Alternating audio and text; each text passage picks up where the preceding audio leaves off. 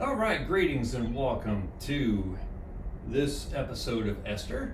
I am recording for Patty. As you may know, you watch her channel all the time. She is actually traveling south, and because she's going to be back and probably exhausted from traveling, I decided I'd record. And if you see this, it means she appreciated it and decided to go with it.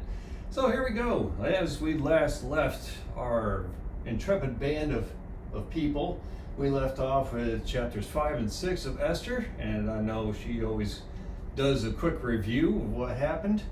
And I always think of this as the 1990s version of Aladdin. You got the king, who is like the sultan. You have Mordecai, who's like Jafar. And you have Mordecai, who's kind of like Aladdin, and Esther, who is the heroine, kind of like Jasmine. And there, I think the similarities end. But here we go anyway. So the king honors Mordecai, verse 5. So the attendants replied to the king, Haman is out in the court. Bring him in, the king ordered. So verse 6 here. So Haman came in, and the king said, What shall I do to honor a man who truly pleases me? Haman thought to himself, Whom would the king wish to honor more than me? Yeah, he's about to find that out, isn't he? So with that, let's go and see who gets honored.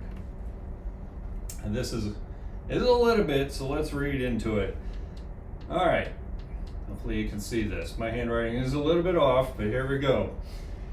Verse 7, And Haman said to the king, For the man whom the king delights to honor, and he's got a laundry list of things here, let royal robes be brought out, which the king has worn, and the horse that the king is ridden on, and whose head a royal crown is set. So Haman wants a lot here. And some more. Haman wants even more. Let the robes and the horse be handed over to one of the king's most noble officials. Let them dress the man whom the king delights to honor. And lead the horse through the square of the city, proclaiming before him, Thus shall be done to the man whom the king delights to honor.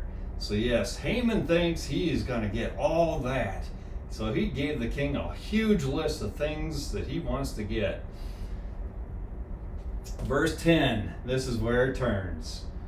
Then the king said to Haman, Hurry, take the robes and the horse, and as you have said, and do so for Mordecai the Jew. I can just picture Mordecai's jaw dropping right here. Who sits at the king's gate.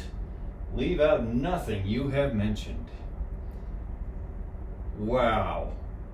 Can you imagine? You give the king a huge list. You are the number 2 official in the land. You have worked your way up to, you're just sitting underneath the king. No one is above you. You've gotten it, so you have written the order to exterminate all of your enemies in a year. You've become the second most powerful person in the whole kingdom. You have made it so everybody in the land has to bow down before you. You only have one thorn in your side, and that is Mordecai the Jew, who refuses to bow down before you. You've even erected a giant pole in your courtyard, and you're about to ask the king to impale him on it.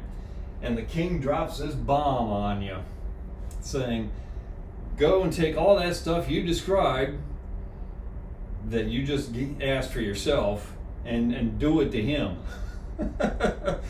How would that feel? Holy cats. So I think the rug has just been pulled out from under Haman's feet, and you are going to see this turn in excruciating detail on Mordecai and on Haman as Mordecai starts reaping up the honors of his actions. So with that, we'll leave you for wanting more. And I know Patty would appreciate some likes and subscribes on our YouTube channel as this continues to move forward. But until that, I will leave you hanging for her to come back and lead you into the next week's session. God bless and stay safe.